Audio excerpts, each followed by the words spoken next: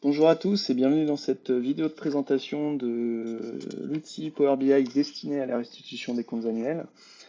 Cette première vidéo, elle a vocation à introduire et à présenter de manière générale la structure du rapport ainsi que l'organisation des pages qui le composent. Et puis nous verrons voilà, les premières fonctionnalités dynamiques et interactives que propose Power BI, notamment pour la navigation entre les pages. Je vais tout de suite aller sur le sommaire qui illustre tout à fait correctement la démarche qui a souhaité être établie dans ce rapport. Donc vous verrez qu'on a cinq grandes catégories.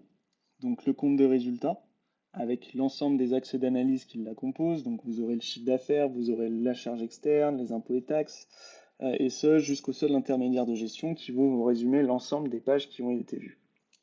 Donc cette démarche, normalement, c'est vraiment ce que vous appliquez déjà avec vos restitutions des comptes annuels, que ce soit avec des plaquettes ou un bilan imagé. Ici, voilà, cette démarche est reprise dans l'ordre chronologique et on va dire dans l'ordre descendant d'une lecture de compte. Et on commence par le compte de résultat. Ensuite, nous avons le bilan qui est abordé avec pareil hein, des notions, on va dire, synthétiques qui illustrent le bilan en entier, et puis des axes d'analyse un peu plus précis comme le solde client ou les capitaux propres, où vous allez pouvoir avoir des informations complémentaires. Un troisième axe assez important, c'est la trésorerie, où je vous propose ici plusieurs pages d'analyse qui normalement vont permettre d'apporter au client des explications assez précises sur les événements qui ont pu se passer au niveau de sa trésorerie en cours d'exercice. Et vraiment l'objectif, c'est de vous apporter des supports exploitables, parce que voilà, j'ai pu constater que lors du questionnaire que je vous ai fait passer, il y avait quand même beaucoup de personnes, je pense, qui ont des réticences à l'utiliser parce que voilà, les états sont un peu plus compliqués, ils sont un peu plus complexes à expliquer. Donc voilà, j'espère que ces axes d'analyse vous permettront de vous apporter des solutions. Et puis on aura deux autres dimensions qui sont des dimensions complémentaires. On aura de la masse salariale, donc là ça va être alimenté par les données de paye, donc qui vont vraiment vous apporter un appui par rapport aux charges de personnel issues de la comptabilité.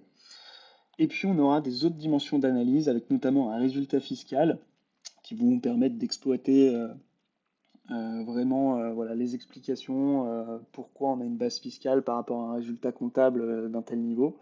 Et puis on aura notamment une analyse papers, vous allez pouvoir consulter des informations d'une société tierce directement en allant récupérer les informations du site papers. L'ensemble de cette démarche du coup est chronologique, hein, donc on part du compte de résultat en passant par le bilan, la trésorerie pour arriver jusqu'aux autres.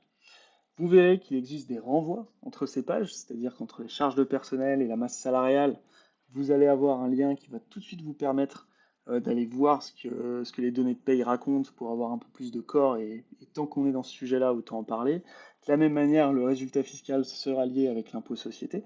Donc voilà, vous avez un enchaînement logique des pages, mais vous avez quand même l'occasion, on va dire, de passer directement d'une page voilà, qui apporte une analyse complémentaire. Toutes les fonctionnalités ont été pensées pour qu'elles soient le plus dynamiques possible. Donc de la même manière qu'un sommaire, vous pourrez accéder directement sur la page en la sélectionnant. Les boutons le sont aussi ici. Et puis vous retrouvez pour naviguer quand même l'ensemble des onglets ici, hein, comme un fichier Excel où vous pouvez accéder, on va dire, à n'importe quelle page. Si nous allons sur une page, par exemple, du chiffre d'affaires, donc depuis le sommaire où j'ai cliqué, vous allez voir que ces pages sont construites globalement de la même manière. C'est-à-dire qu'elles ont plusieurs niveaux verticaux. Donc le premier, c'est vraiment la partie, on va dire, paramétrage qui n'est pas de l'analyse, c'est-à-dire qu'on va retrouver le titre de la page qui sera toujours en haut à gauche. Vous aurez ensuite une partie filtre où vous allez pouvoir vraiment, vous, en tant que présentateur, utilisateur, faire jouer la donnée et adapter. Donc là, par exemple, on n'aura que la dimension exercice qu'on peut appliquer. Donc là, je suis passé tout de suite sur les comptes 2021 avec un comparatif 2020. Donc je peux revenir ici. Vous aurez des fois plusieurs filtres, hein, que ce soit où on peut aller sélectionner plusieurs catégories de comptes. Et vous avez ensuite des renvois de page, donc le sommaire, voilà, si je clique ici, on retourne directement au sommaire où je peux accéder au grand livre. Donc c'est là où vous allez vraiment avoir les renvois qui vous sont proposés en fonction des liens logiques qui peuvent exister entre pages, comme par exemple les charges de personnel et l'analyse de la masse salariale, issue des données de paie. Vous avez ensuite un deuxième niveau avec les étiquettes de données. Donc ces étiquettes, ce sont des valeurs numériques qui représentent en fait les valeurs maîtresses de la page concernée. Donc ça sera généralement les soldes de l'exercice, hein. Donc là ici vous avez forcément le chiffre d'affaires, le total du chiffre d'affaires de l'exercice N. Vous avez son comparatif N-1, puis vous avez les variations en valeur et en pourcentage. On aura aussi des fois hein, d'autres étiquettes, plus de style KPI, qui vous permettront voilà, de proposer d'autres informations.